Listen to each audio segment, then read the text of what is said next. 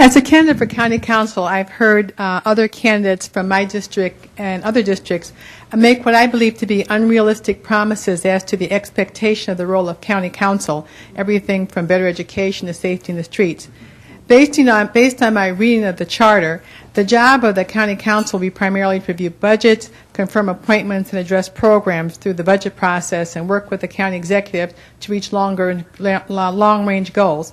My question is, what is your expectation of the role of the county council, and to what extent do you believe the county council has to approve contracts made by the county executive? I suppose that's to me. Thanks, Judge.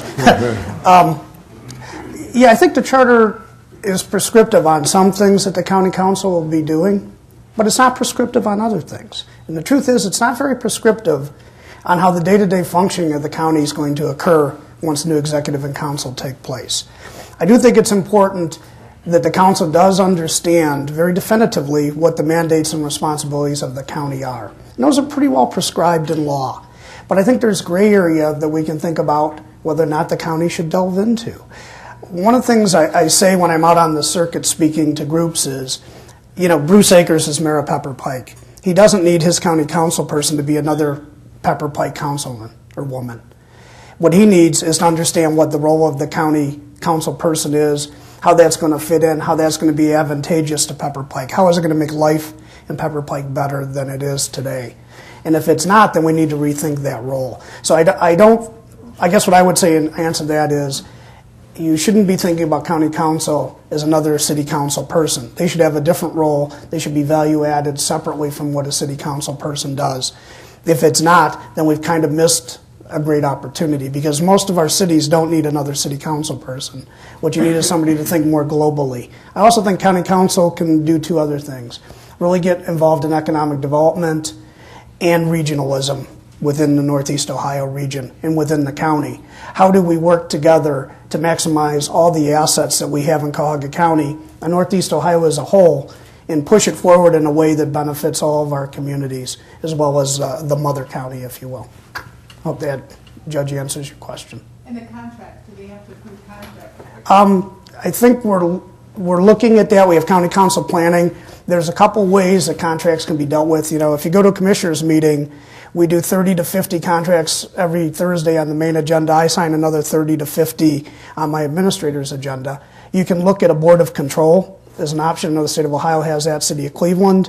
You can look at a consent agenda where the council kind of votes ahead of time and you can move contracts through. So there's different ways to look at that, but it's my belief that county council ultimately has responsibilities over some ratification of contracts. But there's a possibility through a board of control to move some contracts through without having everything come in front of the council.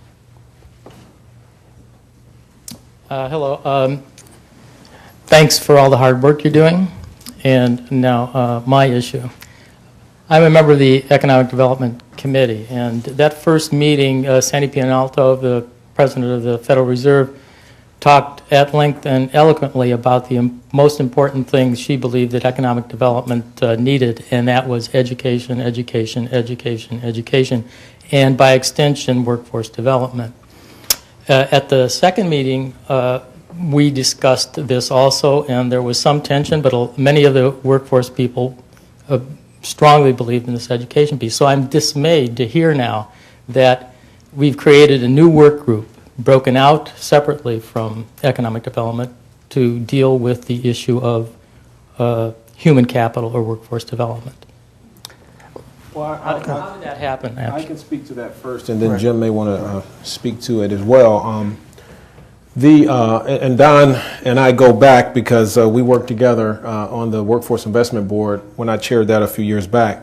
You might recall me pounding on the table back then, making the case that workforce development and economic development were inextricably linked. My perspective at that time was that not enough people understood that and bought into that. So as a result, I think Jim's point is very critical when he says economic development with a big E oftentimes is associated with, oh, economic development, we're going to build a new casino, we're going to build the medical mart, we're going to do all these things, and we don't necessarily think about how that plays out in terms of employment opportunities, especially for marginalized populations. The same thing happened with the Fund for Economic Future, where I served as a steering committee member for the last 6 years, where we would talk about economic development in very broad and large terms and not necessarily figure out, well, what does that really mean to the average Joe on the street? And those answers don't necessarily come very easily. And I can tell you that Sharon Sobel Jordan, who's in the room, who's actually one of the co-chairs of that work group, she and I and others have talked about this struggle, this dichotomy in the city and the region, for that matter, for quite some time.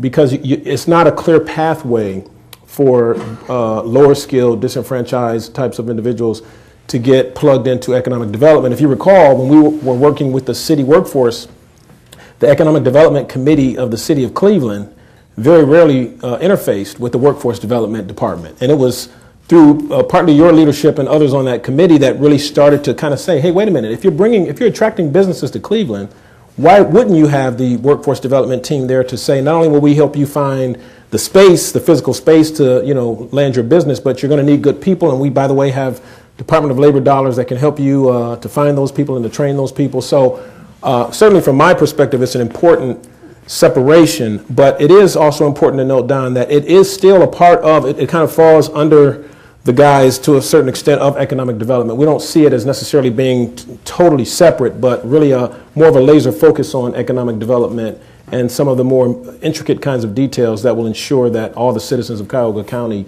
benefit. And it's not necessarily just benefiting from the big E economic development. And if I can add on to that, one, we're looking at housing in that committee as well. I think you all know what's going on with housing in our community. But let's talk about workforce development. What do we say unemployment in Cuyahoga County is today? 10%, give a digit or two, one way or the other, 10%.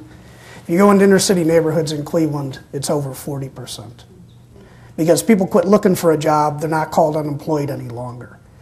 I'm sorry, the economic development workforce initiatives that we do historically aren't working for that man or woman in the inner city who hasn't worked in 5 or 6 years and is so frustrated they've given up. Somebody has to look at them and has to help them. Are we going to be a government, a community that leaves our most vulnerable behind? If we don't do that, we're throwing people under the bus, and it's my opinion, so don't call my bosses and say, what did you say, at 1 o'clock on the 19th. This is Jim McCafferty, but it's my view that we owe the most vulnerable citizens in our community a place in this new world order, if you will, as well as our successful citizens. And I think the economic development workforce stuff we're doing, because there's so many men and women out of jobs right now for a variety of reasons, cannot be stopped and has to go stronger. We also have to look at the rest of our population.